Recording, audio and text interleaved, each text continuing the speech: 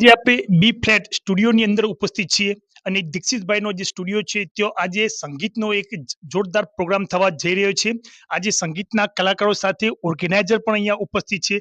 અમે લોકો ઘણા વખતથી આ કેરિયોકે પ્રોગ્રામ કરીએ છીએ, પણ અમારે મહેસાણામાં ઘણા બધા એવા ગ્રુપ્સ ચાલે છે જ્યાં કેરિયોકેનો પ્રોગ્રામ ચાલે છે.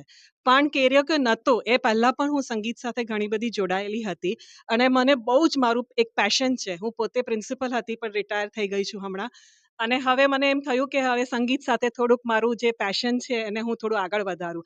એટલે હું ઘણા બધા ગ્રુપ સાથે સંકળાયેલી છું અને બહુ બધા નવા લોકોને, નવા જે ઉભરતા કલાકારોને ચાન્સ આપવા માટે મેં આ ગ્રુપ ખોલ્યું છે. એટલે આ નવા ગ્રુપનો આજ પહેલો જ દિવસ છે, ફર્સ્ટ ડે છે, તો ઉત્સાહ તો એટલો બધો છે કે બસ આ રીતે મારો ઉત્સાહ બન્યો રહે. અને સીકે ફાઉન્ડેશન વિશાલભાઈ બારોટ પણ છે, એ પણ મારી ઘણી બધી એક્ટિવિટીઝ છે. હું વૃદ્ધાશ્રમમાં પ્રોગ્રામ કરું છું, બાળકો માટે પ્રોગ્રામ કરું છું, ઘેડાઓ માટે જે છે મારી એક્ટિવિટીઝ, અને અમે ફ્રીમાં પાણીના કુંડા વેચીએ છીએ.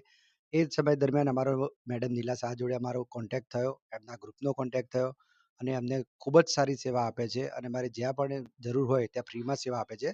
બહુ સારો છે કે સામાજિક સેવાઓ કરવી, વૃદ્ધો છે કે બીજા યંગસ્ટર્સને મોટિવેટ કરવા કે આવા પ્રોગ્રામ દ્વારા એ આપણી સંસ્કૃતિને પણ રિપ્રેઝન્ટ કરી શકે બીજાઓની આગળ.